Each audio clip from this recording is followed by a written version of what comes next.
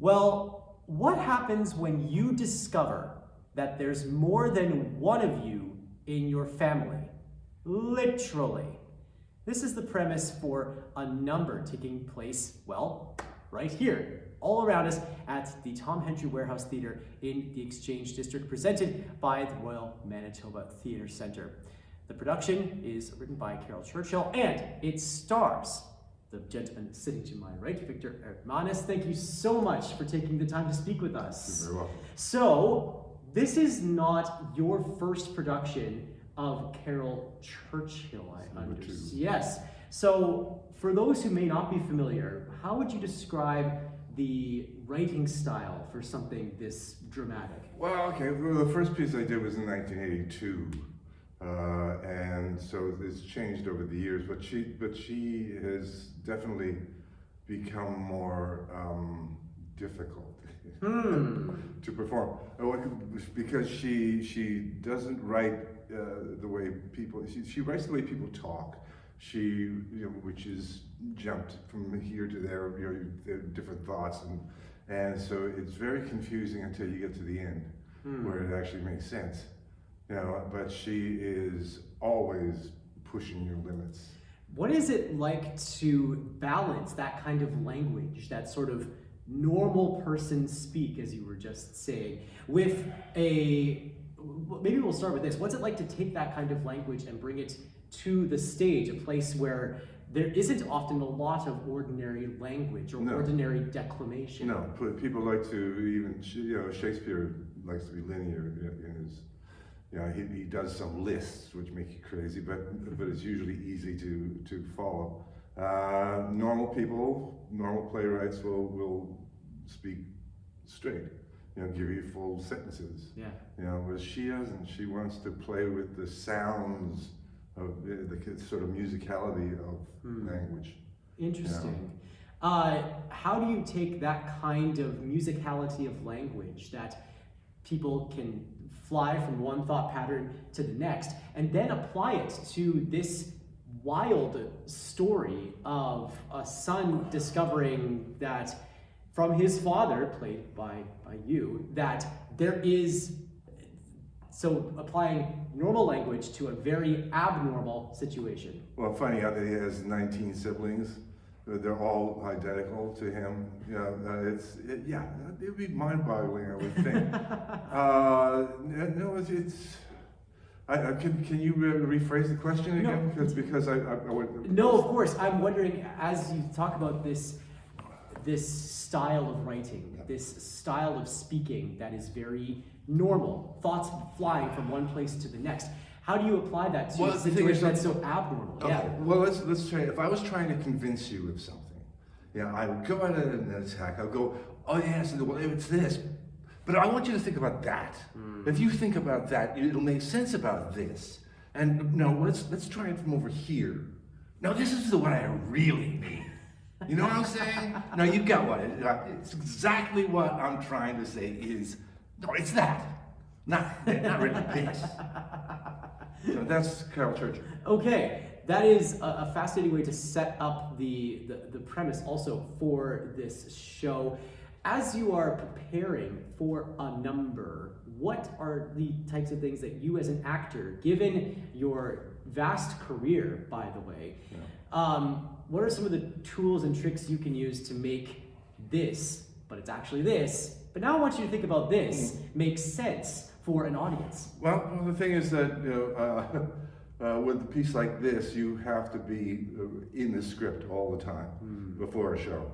I come in hours before the show and I put the script down in front of me and I read every word out loud, just so that I've got a connection to it, so that I don't have, so it's not blurry in my head, because I want her to be, heard, not me. So yes, it's a lot of preparation. And preparation as well that takes place between you and your son in this show. How do you go about this dynamic between father and son, given this incredible positioning of the words throughout the play. Well, the relationship with the sons. Yes. Three is tricky because there's an awful lot of anxiety. You know, trying to juggle. You know, trying to put the lid on all this confusion and all this pain. You know, and being the father, trying to make, you know, appease the sons. You know, as opposed to just the one, or just the one that I've had in my life for over 30 years, which is son number 2, not son number 1. Son number 1. Well, I won't give away the story. No. But there's something happens with son number 1, and I've taken on son number 2 as mine, and so he discovers that he is not alone as the son. You know, and so I'm trying to, you know, calm him down and trying to tell him the truth, sort of. Yeah. You know, but so it won't hurt too much. But you've got to know eventually that this is the way it happens, and then then things get crazy from there, because son number 1 meets son number 2, and they, yes, comedy ensues. Right. Can be anyway. It could be. Also seems to delve into some ethical dilemmas within this show. Cloning. Yeah, right. What the future might hold when it comes to cloning, reproduction. Well, remember Dolly the sheep? Yeah. Yes. Absolutely. That was all the controversy over that. Right. Yeah, but to do it with humans is a completely different story again. Right. How do you then? Not going to ask you your stance. How then do you take the balance of ethics, which can be so hard to litigate at the best of times? How do you put that through the frame of Carol Churchill, given the demands that she asks of the actors performing? I don't know if I can't speak for her. No. Because I'm sure she has a much deeper understanding of what she's trying to convey. All I can think is that there cannot be 3 of you or 10 of you. You are unique. You're always unique. The essence of you and the essence of somebody who looks exactly like you. I mean, even if you have conjoined twins, there are 2 separate personalities in these conjoined twins. You know, so that is, it's really important that every individual is an individual, and it's like this is a truck, and inside is the driver. Okay. And one driver cannot drive 3 trucks. Right? So each truck has its different. You know, it may be exactly the same truck. It's on the lot, and you're going, oh, I want that truck, and there's another person saying, I want this one. So you know, you all have. It's not the same driver. You know, it's got a personality. All of a sudden, you invested within the personality. So. Given all of that, there's a lot that you're having to juggle as a performer within a number to keep track of. Well, which number you're sharing a stage, with which perspective you're speaking through. Where does this kind of a show rank for you in your career when it comes to a dramatic challenge? This is, I would say this is pretty high up there, if not number 1, because it is so focused. I mean, it's only 1 hour long, but the focus on it is so intense. And the language is so fast. You know, it has to be. You know, well, there's a couple of islands of slowness, thank goodness. But no, the focus, the concentration is intense for this one. I understand also that you're considering this maybe to be one of your final on-stage foray, your swan song. Swan song. What are you taking into the run of this show, do you think, from all the rest of your stage experiences? In other words, do you think that you would be able to do this role in a number were it not for the summation of everything that you've done before? No, I agree completely. The things that, because of my, you know, career, it's given me certain tools, you know, to be able to utilize. But it's you know, I'm 73 now, and I can't see myself doing it at 80. And I think it's going to get more and more difficult as I go on. And I want to make sure that I'm still reasonably sharp, you know, to be able to get to, you know, I don't want to be the, you know, falling apart and discover that I'm not worthy of the job anymore. Given that this is your swan song, what do you hope audiences take away from this production?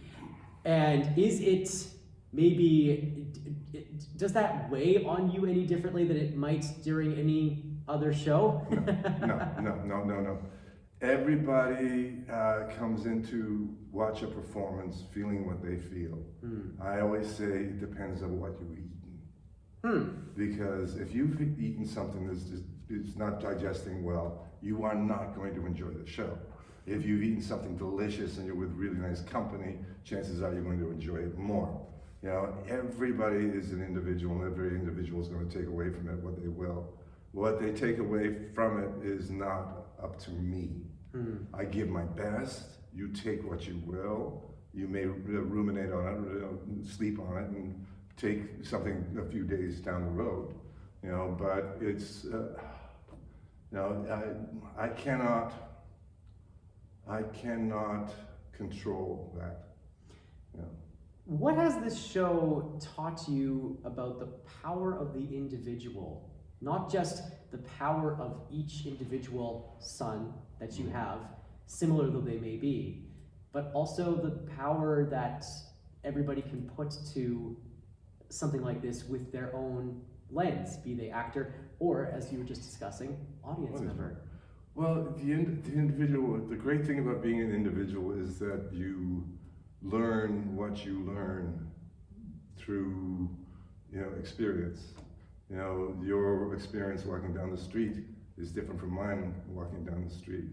So what you take from it, from a car moving, you know, a little erratically, or, you know, a person walking towards you, you know, everything affects you differently.